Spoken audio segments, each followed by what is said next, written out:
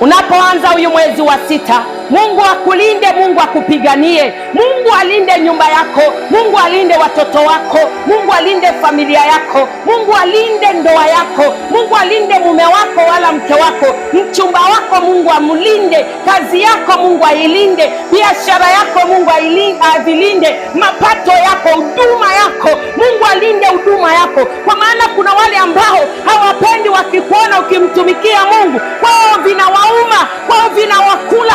Mungu akulinde na watu wabaya, akufiche chini ya mbawa zake kwenye huyu mwezi wa sita. Mabaya asingeweza kukupata. Hizo arrows ambazo zinazotumiwa, wanakutumia mishale, wanakutumia mishale ya magonjwa, mishale ya kichwa, unaanza kusikia kichwa kinauma. Mungu aviwarudishie kwa jina la Yesu. Ninawarudishia wote wao ambao watakayejiunganisha kwenye haya maombi. Mungu akulinde unapoanza tarehe moja hii ya huyu mwezi wa sita mpaka tarehe ya mwisho ya huyu mwezi wa sita. Yeyote atakayejiunga atakomenti na kushare kwenye haya maombi. Mungu akulinde, kivuli cha Mungu kikufunike, damu ya Yesu ikufunike. Huyo Mungu aliyekuwa pamoja na wewe mwezi wa tano wote ukamaliza na kuanza huyu mwezi wa sita, ule Mungu atembee na wewe, mikononi mwake akubebe, akulinde na watu wabaya, akulinde na wasiokupenda, akulinde na maadui yako.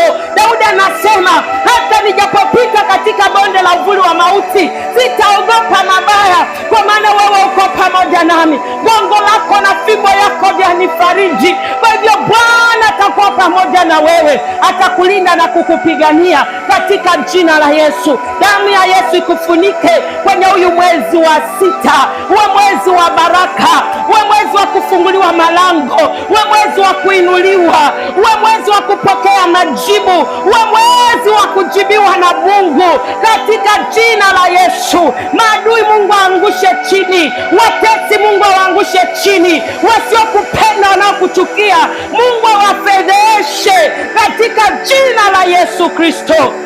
Bwana atete nao watakaoteta nao, na pigane nao, wapigane na wao watakaopigana na wewe kwenye huyu mwezi wa sita. Mungu akulinde, damu ya Yesu kufunike, mkono wa Jehova uwe pamoja na wewe. Anasema ya kwamba mabaya hayatakupata wewe, wala tauni yako haitaikaribia hema yako, kwa kuwa Bwana atakulinda, kwa kuwa Bwana atakuagizia malaika zake wakulinde katika njia zako zote. Mikononi mwao watakuchukua, usije ukajikwaa mguu wako katika jiwe. Kwenye kitabu cha Zaburi 91 verse 10 to 12. Kwa hivyo Bwana akulinde na mabaya, akulinde na giza.